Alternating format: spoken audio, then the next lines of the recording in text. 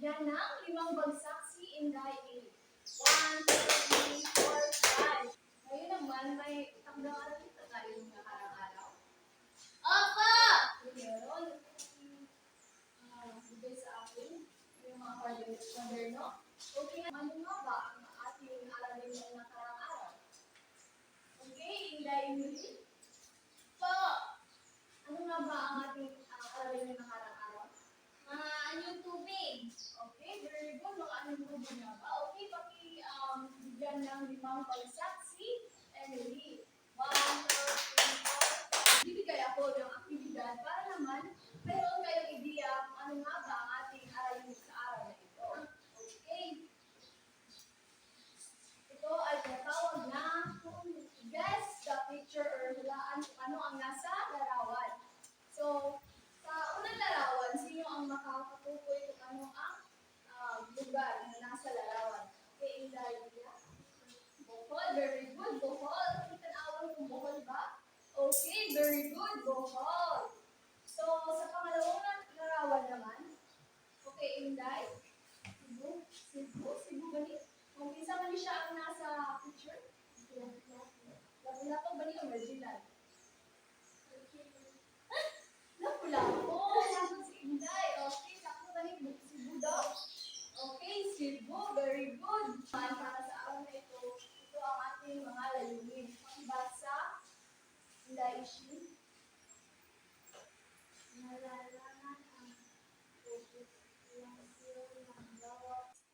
Ngayon naman, mayroon ba kayong idea kung ano nga ba ang ating magiging paksa sa araw na ito? Okay, ito ay ang mga bansa sa bawat rehiyon. Okay, atin munang alamin kung ano nga ba ang populasyon. Ang populasyon ay tumutukoy ayon sa sosyolohiya ay kabitungan ng mga tao.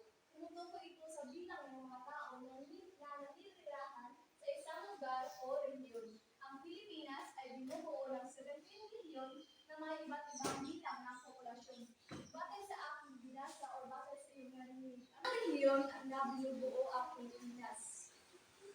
Okay, Inday Ishi? Maaari mong tumayo? Okay, 17, 17, sakto ba? Pilipinas ay binubuo ng 17 or 17 rehiyon na may iba't ibang bilang ng populasyon. Ngayon naman, dumako naman tayo sa mga iba't ibang isla sa ating sa lugar ng Pilipinas o sa ating lugar. Ito ay ang Luzon, Visayas at Mindanao. Okay. Ating tingnan kung ano nga ba or anong lugar ang nasasakop sa lugar ng Luzon.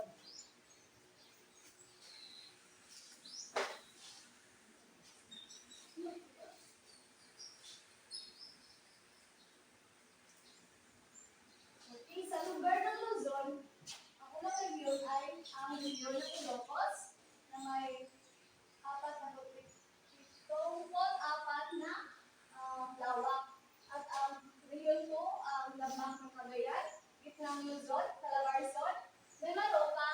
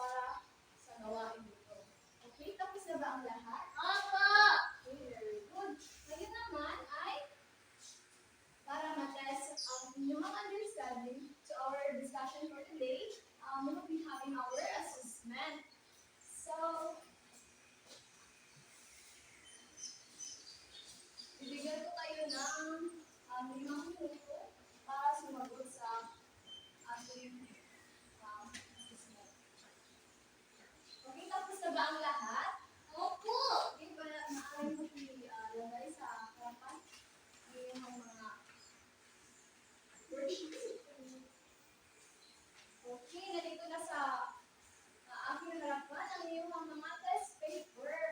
Okay, para sa inyong takdang aralin ay gumawa or magbigay kayo ng mga lugar na naaangkop sa Luzon, Visayas at Mindanao.